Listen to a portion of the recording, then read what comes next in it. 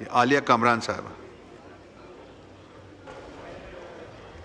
جی سر، یہ کلاس 8 کی بات کر رہے ہیں سر. اس کے تحت اگر انکم ٹیکس آرڈیننس میں سر ایسی ترامیم تجویز کی گئی ہیں کہ جو بدستور جو سر تنخواہ دار طبقہ ہے اس کے اوپر غیر منصفانہ طریقے سے سر بوجھ ڈال رہی ہیں.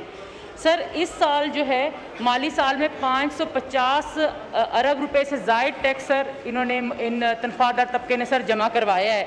بارہا سر ان کو ریلیف دینے کی بات کی جاتی رہی ہے، لیکن سر وہ اس میں ان کو ریلیف نہیں مل رہی اور مزید بلکہ بوجھ ان پر سر ڈالا جا رہا ہے. اس حکومت نے اس سال بھی سر یہ وعدہ کیا ان کو ریلیف دیں گے اور انکم ٹیکس سلیبس کم کرنے کی بات کی تھی، لیکن سر جو ترمیم پیش کی گئی ہیں وہ محض علامتی رعایت دے رہی ہیں سر ان کو. سر اس کے علاوہ میں نے بات کی کہ یہ جو آپ کے اساتذہ ہیں اور جو ریسرچر ہیں سر ان کے اوپر جو چھوٹ ان کو دی جاتی تھی وہ ختم کر دی گئی ہے. سر اس کو بحال ہونا چاہیے، کیونکہ سر یہ ایسے طبقے ہیں، یہ ایسے شعبے ہیں سر جو ملک کے لیے مستقبل کی جو ہے نا سر بنیاد رکھتے ہیں. انہیں تو مراعات دینی چاہیے، ہم ان سے جو ہے مراعات چھین رہے ہیں. تو سر یہ ایک افسوسناک اور تعلیم و تحقیق کے اوپر سر ترقی کے خلاف ہے سر یہ بات.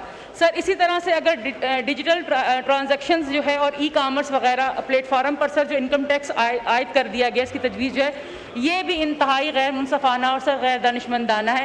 سر اس وقت پاکستان میں ڈیجیٹل معیشت کو فروغ دینے کی سر کوششیں کی جا رہی ہے. اگر ہم نے اس طرح سے کر دیا تو اس طرح سے نہ صرف سر جو آن لائن کاروبار کرنے والے ہیں ان کو نقصان پہنچے گا سر، بلکہ فری لانسرز اور جو چھوٹے چھوٹے کاروبار کرتے ہیں ان کو بھی سر جو ہے شدید اس چیز کا نقصان پہنچے گا اور ہم ایک طرح سے بے روزگاری میں مزید اضافہ کریں گے.